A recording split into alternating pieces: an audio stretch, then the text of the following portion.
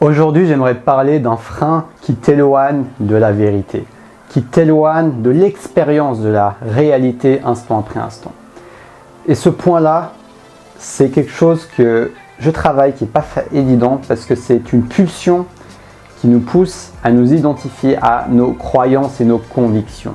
Donc si tu crois que tes convictions sont la vérité, eh ben tu te trompes parce que une pensée mentale, une croyance ne peut pas être équivalent à une expérience vécue dans ton corps, dans l'expérience de cet instant.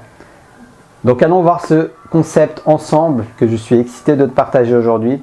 Si tu me découvres, je suis coach de vie, je m'appelle Taha Mouline. Abonne-toi, sonne la petite cloche pour recevoir mes nouvelles vidéos d'inspiration quotidienne qui t'aident à te connecter à ta flamme intérieure et à partager avec les autres. Donc c'est parti. Ne confondons pas conviction et expérience. Une conviction, c'est l'accumulation de toutes tes croyances, de toutes tes expériences passées qui ont formé que maintenant tu sais, tu te dis je sais comment ça marche, je sais que dans la vie c'est comme ça, je sais que ça fonctionne comme ça. Et je ne suis pas en train de dire que c'est faux. Les convictions ont leur utilité dans ce monde parce qu'elles nous permettent d'avancer, elles nous permettent de ne pas nous arrêter à chaque fois 1 heure pour philosopher. Est-ce que c'est la vérité chaque mot qu'on utilise? Évidemment, si on s'arrêtait à chaque instant, on ne pourrait plus vivre. Il faut aussi prendre en compte le côté pratique de la vie. Cependant, ne nous perdons pas là-dedans. Ne nous perdons pas dans nos convictions. Ne confondons pas nos convictions pour ce qu'est la réalité et ce qu'est l'expérience qu'on peut faire de la réalité. On peut avoir une conviction d'un concept, mais quand on va vivre une expérience et qu'on va se connecter à l'instant présent, on va se dire « Mais en fait, j'étais sûr que ça se passait toujours comme ça, par exemple, mais là, bizarrement, je ne sais pas comment l'expliquer, en fait, je le vis différemment. Je ne le vis pas comme je croyais que j'allais le vivre. » Donc, si tu as cette capacité à observer ton expérience, ton ressenti durant l'expérience, et également de voir les faits, ce qui se passe durant cette expérience, et de être conscient que tes convictions sont des convictions, et ne pas confondre tes convictions avec la réalité. Si tu as cette capacité d'observer tes croyances, d'avoir conscience que tu as des croyances et d'avoir conscience de tes différentes croyances, eh ben, tu auras beaucoup moins de chances de t'identifier à elles. Parce que c'est parce qu'on s'identifie à nos croyances et globalement on s'identifie à notre mental qu'on va croire tout ce qu'il nous dit. On ne va même pas avoir du recul en fait. On ne va même pas avoir le recul de se dire « Ok, cette croyance que j'ai, elle est peut-être très souvent vraie quand je vis l'expérience. Mais ça reste une croyance. Aussi utile que soit-elle, aussi inspirante soit-elle, aussi véridique dans la majorité des cas soit-elle, une croyance reste une croyance. Il y aura toujours une marge de, même si ce n'est qu'1%, il y aura toujours une marge où cette croyance pourra ne pas être confirmée dans un certain contexte, dans un certain environnement, avec un certain type de personne. C'est ça la beauté de la vie, je trouve en tout cas. C'est ça la beauté du mystère et de la curiosité de la vie. C'est qu'il n'y a pas de chose qui est toujours vraie à tout moment. Et il n'y a que toi pour aller explorer tout cela. Et bien sûr, on a tous des croyances, des convictions, certaines dont on a conscience et d'autres dont on n'a pas conscience. Ça fait partie du jeu.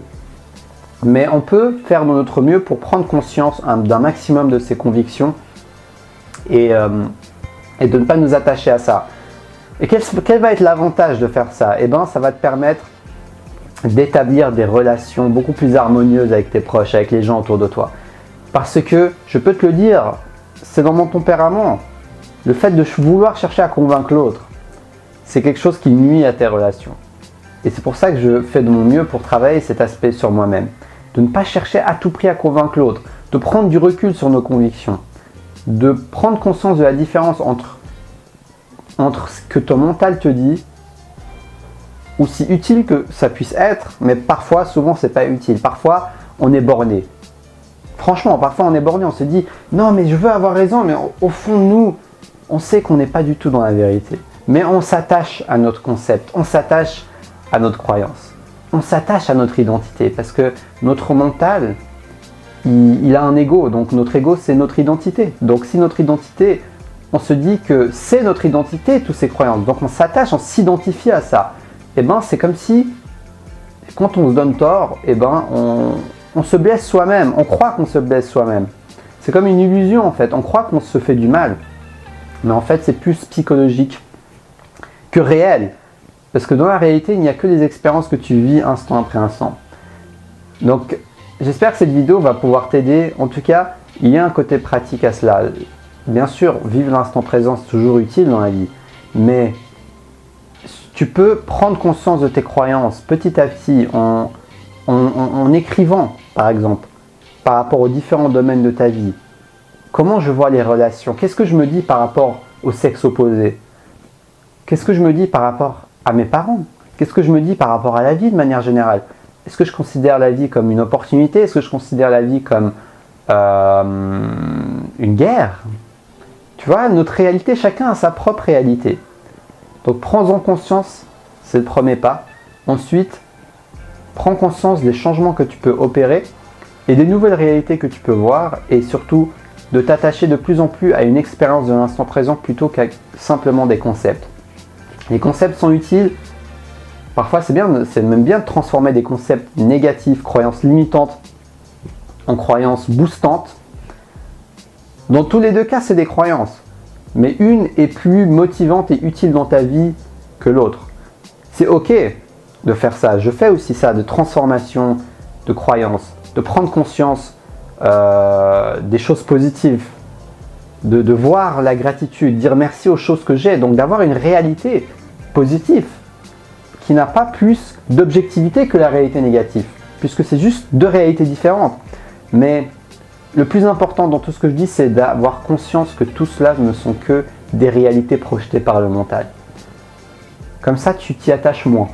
Comme ça, tu sais qu'il y a une possibilité de sortir de cette réalité. Quand tu es pris dedans, c'est d'en avoir conscience, d'observer, de s'observer soi-même, d'avoir conscience de notre attachement à nos convictions. Donc j'espère que cette vidéo t'a parlé, qu'elle va t'inspirer à prendre plus de recul face à tes croyances, à tes convictions et à ton mental. Et il n'y a pas que ça dans la vie. Loin de là. Il y a l'expérience de l'instant présent. Il y a l'expérience que tu peux avoir dans ton corps.